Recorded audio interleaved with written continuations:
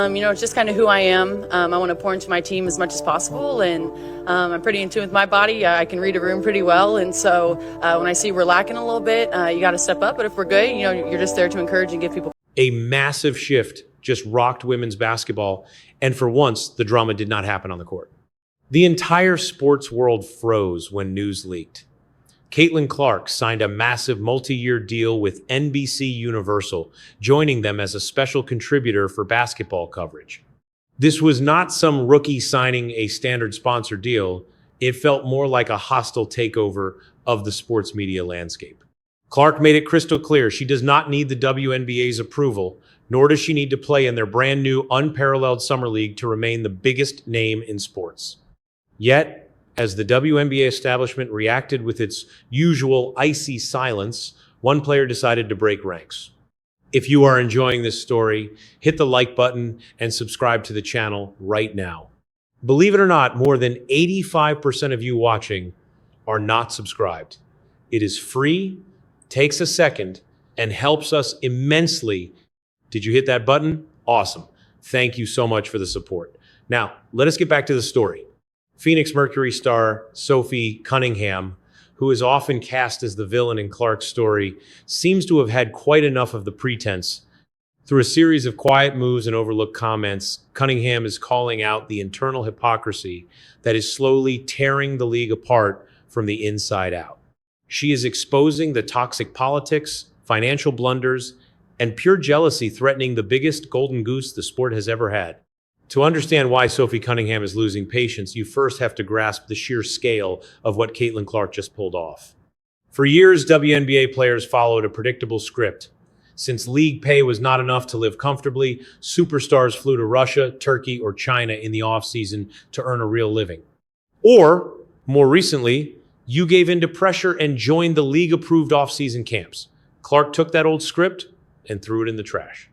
By signing with NBC, she will debut at Madison Square Garden and show up on Sunday Night Football and Big Ten Saturday night broadcasts. But she won't be chasing loose balls in a jersey. She will be wearing a blazer, sitting alongside icons like Carmelo Anthony and Vince Carter. No female player has ever reached this level of mainstream crossover so fast. She is not just a WNBA athlete anymore. She is standing as a peer to the world's elite male star. Meanwhile, the league office remains silent, which speaks volumes. They know they are losing their grip on her. And that exact fear is what Sophie Cunningham is calling out. The entire drama unfolded against the backdrop of the highly anticipated, unparalleled league. WNBA superstars Breanna Stewart and Napheesa Collier, both major players, union leaders, founded this new 3-on-3 tournament. During their aggressive courtship, they allegedly offered Clark over $1 million in league equity, along with a deal structured like Lionel Messi's Miami contract. The pressure was intense. Behind closed doors, the Whisper campaign hinted that if Clark did not join, she was failing to support the sisterhood. They fully expected her to use her massive fame to boost their new league's revenue. So when Clark said no and chose NBC, the old guard was furious. To them, it felt like a total betrayal. But here is where the plot twists. Sophie Cunningham has been around long enough to recognize a brilliant business move when she sees one. Cunningham quickly spotted a glaring conflict of interest within this unparalleled league. It creates a messy power dynamic when active players run a league and pressure their peers to sign up. By saying no, Clark proved she cannot be bought or bullied by anyone. For the past year, the media tried hard to manufacture a bitter blood feud between Clark and Cunningham. They kept replaying clips of hard screens, physical plays, and trash talk, trying to paint Cunningham as an enforcer sent to break the rookie. Sure, Sophie plays hard and physical, that is her brand, but off the court, she is easily one of the sharpest business minds in the league. While other veterans spent their time throwing shade on podcasts and downplaying Clark's skills, Cunningham chose to keep it real. During the heated debate over charter flights, Cunningham openly admitted that Caitlin Clark was the only reason they stopped flying commercial. She shut down the myth of natural league growth and gave credit exactly where it belonged. Her current frustration seems aimed at a league that happily takes the money Clark generates, yet refuses to give her the respect she earned. Looking around the locker room, Cunningham is essentially asking, are you people serious? She looks at the massive TV deals, the sold-out arenas, and the private charters, and she knows exactly who is funding it all. This is exactly why her reaction to the NBC News matters. The media desperately wants her to show bitterness and anger. They want her to say Clark does not deserve the NBC gig, but Cunningham refuses to play that game. Instead, she is directing her fire at the critics and the system itself, knowing that a rising tide lifts all boats. If Caitlin Clark becomes a massive media presence on NBC, even more eyes will tune in to the WNBA this season. Cunningham is calling out the pettiness of bitter players, basically telling them to let Clark get paid because it helps everyone. That bold stance completely shatters the unspoken rule of veteran silence. WNBA players usually present a united front, even when they are dead wrong. Cunningham is breaking ranks to defend common sense, a truly rebellious move in their tight-knit world. Let us take a much closer look at how Cunningham accidentally exposed this toxic mean girl culture. Even legends like Cheryl Swoops tried using fake stats to wipe Clark's records from history. We saw those ugly freeze-outs during the Team USA selection process. Clark faces a very real crowd saying she simply cannot sit with them. By taking that NBC deal, Clark basically bought the whole restaurant instead of finding a new table. Only Cunningham seems to find that funny.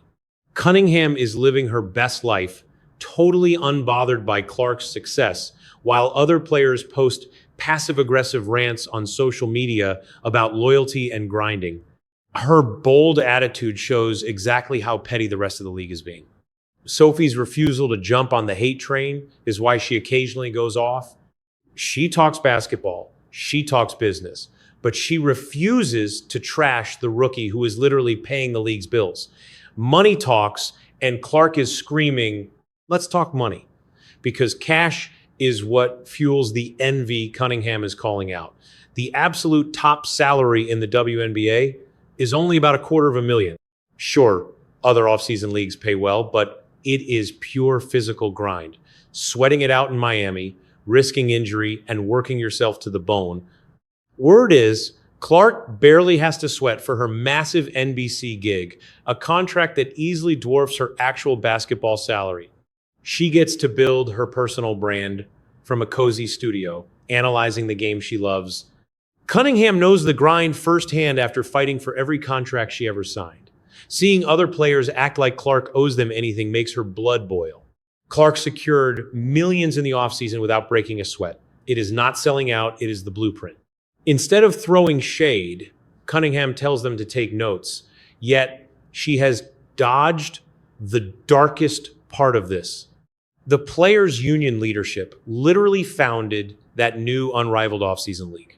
There are heavy whispers that star players faced massive political pressure to join just to prop up the union leadership's private business venture. By saying no, Clark risked making enemies of her union leaders. Cunningham, a fiercely independent thinker, likely saw right through that hypocrisy. How can union reps truly look out for Clark when they want to be her off-season bosses? It is a messy conflict of interest. Cunningham frequently hints that the public narrative rarely matches the private politics. She knows Clark skipping that new startup league was about way more than scheduling issues. It was about freedom, something Cunningham values. Plus, rumors have swirled all year about divided locker rooms inside the league. You have the old guard insisting the game was perfectly fine before Clark arrived, and the forward-thinking players who actually see the big business picture. Sophie Cunningham sits in a very unique spot.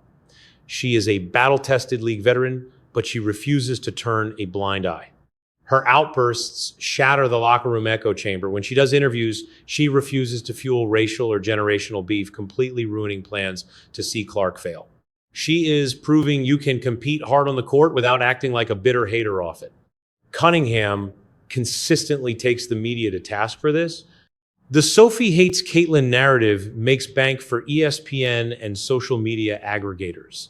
They post a hard foul with zero context and write bad blood in the caption.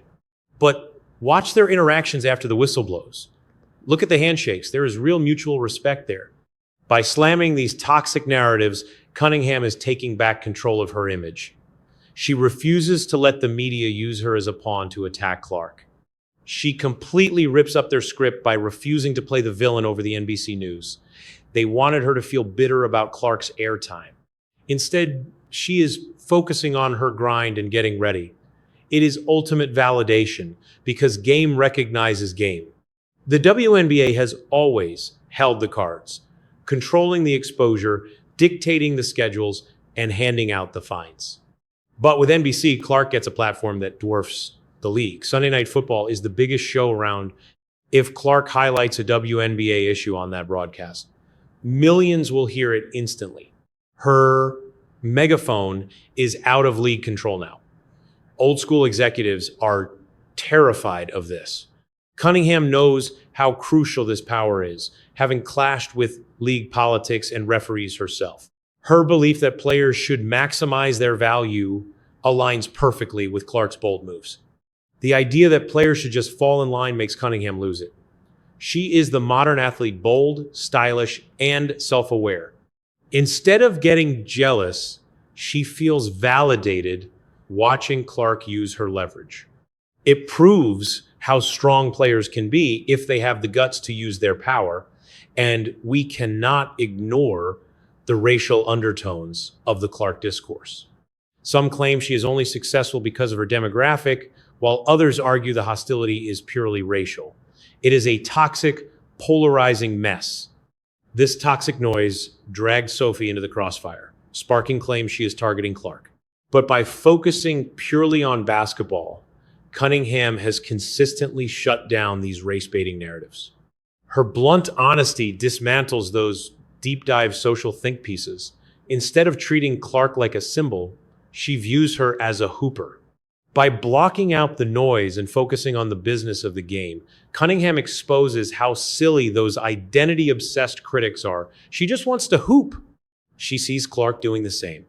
Does the Unrivaled League lose its shine without Clark? Probably. The organizers know it, and that is where the bitterness comes from. They relied on the Caitlin Clark stimulus plan to lock down TV deals and sell tickets, remove her, and they are just another struggling upstart league. Cunningham has to face this harsh reality. She knows the math gets brutal without the Golden Girl carrying the weight. Hearing other players trash Clark must make her blood boil. She knows those exact same critics were counting on Clark to boost their own paychecks. It is the absolute height of hypocrisy. Save our business, they beg, even if we hate your guts. Cunningham is too sharp not to roll her eyes at the double standard. Heading into the next WNBA season, the power dynamic has completely shifted. With a massive media giant backing her, Clark returns to the Indiana Fever as both a sophomore point guard and an NBC commentator. She is about to be completely untouchable. The rookie hazing is dead and buried. She won the war. Sophie Cunningham knows this all too well. Her way of adapting to this new reality is to speak out and refuse to tolerate the pettiness. Get on board or get left behind, she is telling the league. The players clinging to their resentment are fighting a war they already lost. Sophie Cunningham was supposed to be the villain in this story. The media painted her as the rival, the physical enforcer, and the enemy. But with Clark's massive NBC announcement, Cunningham has become something far more fascinating, a truth teller.